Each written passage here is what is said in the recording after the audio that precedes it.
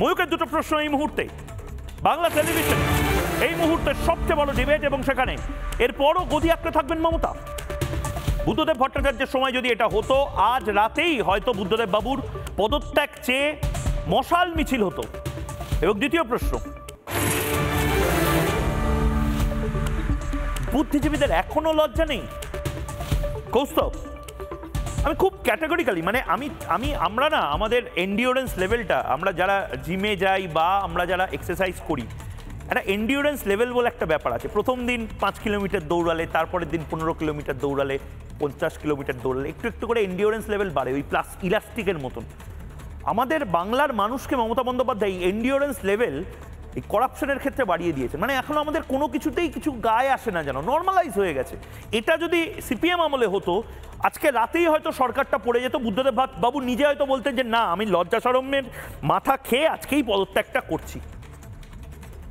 কৌস্তব, দেখো ময়ূক, একটা জিনিস তোমাকে স্পষ্টত বলি, সেটা হচ্ছে বুদ্ধিজীবী টিভি এই সময় এই মুহূর্তে ওই যে সমস্ত যারা ছিল মোমবাতি নিয়ে হাঁটতো, এরা বেসিক্যালি সব ওই এটোকাটা কমিটির কোথাও কোনো দায়িত্বে বা কোথাও মাসোয়ারা পাচ্ছে। হ্যাঁ, তাই দেখবে এদের এখন ওই সব নিয়ে কোনো মাথা ব্যথা নেই।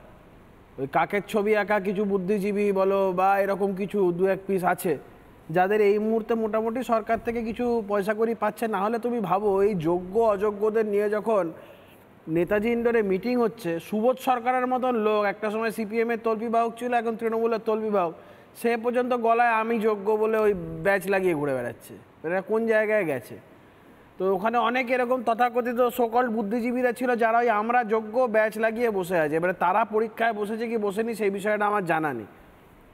আমি তোমাকে একটা জিনিস, তুমি ময়ূক এতক্ষণ কথা বলছিলে, আমি তোমাকে বলি প্রথম থেকে আমি 2-3টে জিনিস এই বিষয়টাই বলছি। এক হচ্ছে, এই লিস্টটা যেভাবে পাবলিশ হয়েছে, এটা এক প্রকার এটাকে এক্সস্টিভ বলা যায় না। এটা যেভাবে পাবলিশ হয়েছে এটা নিয়ে অনেক সন্দেহ আছে, এবং আমার সন্দেহটা অন্য জায়গায়, যে এই ধরনের একটা কনফিউজিং একটা লিস্ট পাবলিশ করে, যেখানে লিস্টে কেন বাদ গেল তার মেনশন নেই, কোথায় চাকরি করতো তার কোনো মেনশন নেই, এগুলো করে আগামী দিনে পরবর্তী যে হচ্ছে গিয়ে যে পরীক্ষার যে প্রক্রিয়াটা, সেইটাকে ব্যাহত করার একটা অভিসন্ধি নেই তো এই সরকারের। কারণ এই সরকার তো পার্মানেন্ট এমপ্লয়মেন্ট কাউকে দিতে চায় না। এই সরকার পার্মানেন্ট এমপ্লয়মেন্ট দেওয়ার মতন দিতে চায় না, বা দেওয়ার মতন জায়গাতেও নেই। এই সরকারের কাছে সিভিক এমপ্লয়মেন্ট ভাতা এগুলো যথেষ্ট স্বচ্ছন্দের, এই বিষয়গুলো নিয়ে কারোর কোনো সন্দেহ নেই।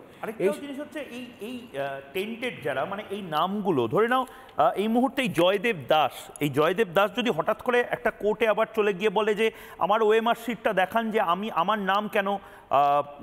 আমার নামই কেন প্রকাশ করা হলো। বলছি এই যে একটা নন এক্সস্টিভ লিস্ট পাবলিশ করার অন্যতম অভিসন্ধিটাই হচ্ছে এই গোটা প্রক্রিয়াটাকে ব্যাহত করা। আমি বারবার করে বলছি, দেখো সরকার আলটিমেটলি এই 1800 জন হোক বা 18 জন হোক বা 18,000 হোক, whatever the number maybe, প্রকাশ করে এটা তো স্বীকার করে নিল যে একটা দুর্নীতি হয়েছে। যারা প্রথম থেকে এত কিছু বলার পর এই হয়নি সেই হয়নি এত কিছু হওয়ার পর তারপরে আলটিমেটলি তা মান্যতা দিতে হলো।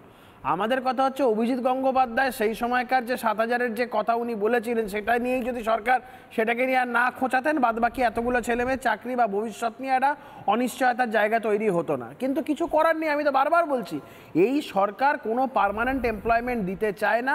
এই সরকার কাউকে কোনো স্থায়ী চাকরি দিতে চায় না, যারা পেয়েছে সেটাকেও সরকার ঘেঁটে দিতে চায়। এবারে যে এই পার্টটায় তুমি আসছিলে ময়ূক, যে কথাটা তুমি বারবার করে বলছিলে যে এতগুলো তৃণমূল, যেমন রসনারা বেগম তৃণমূল নেতা, তৃণমূল এমএলএ মেয়ে, বা ওই বিভিন্ন যে লিস্টের কথা তুমি বলছিলে, honesty is the best policy বলে পোস্ট করা অঙ্কিতা অধিকারী, তৃণমূলের পরেশ অধিকারীর মেয়ে। তো এরকম তুমি দেখো এই লিস্টটায় ম্যাক্সিমাম তৃণমূল নেত্রীদের বা তৃণমূলের সাথে যোগ সাজে এই ধরনের লিস্টটা প্রকাশ পাচ্ছে। আমি এইখানে তোমাকে একটা অন্তর্নিহিত কথা তোমাকে বলতে চাইছি, লিস্টটা কিন্তু এত ছোট নয়, টেন্টেডদের তালিকাটা এতটা ছোট নয়। প্রথম ধাপে তুমি দেখবে হাজারো টালবাহানার পর সরকার আলটিমেটলি লিস্টটা পাবলিশ করতে এক প্রকার বাধ্য হয়েছে সুপ্রিম কোর্টের চাপে, সুপ্রিম কোর্টের ভার্ডিক্ট অনুযায়ী।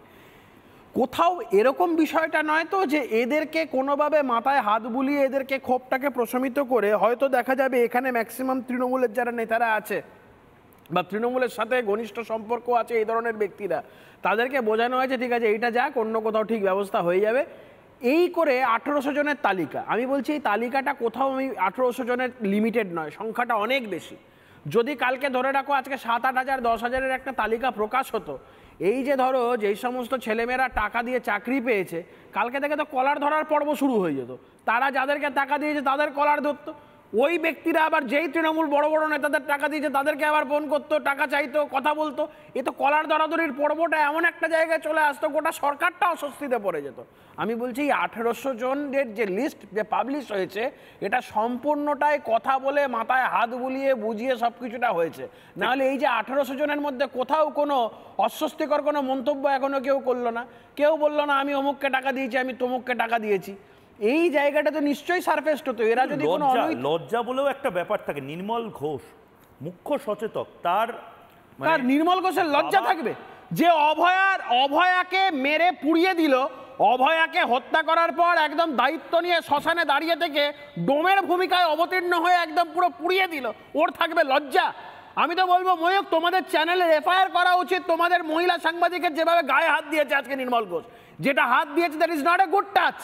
নির্মল ঘোষের মতন লোক, আমি কদিন আগে একটা ভিডিওতে দেখেছিলাম, একটা মহিলাকে একটা ভিডিও করতে গেলে ক্যা মাল করার মতন একটা লোক, এত বড় একটা নোংরা নির্লজ্জ লোক, সে মহিলা সাংবাদিকদের গায়ে হাত দিচ্ছে, তার বিরুদ্ধে এফআইআর হওয়া উচিত।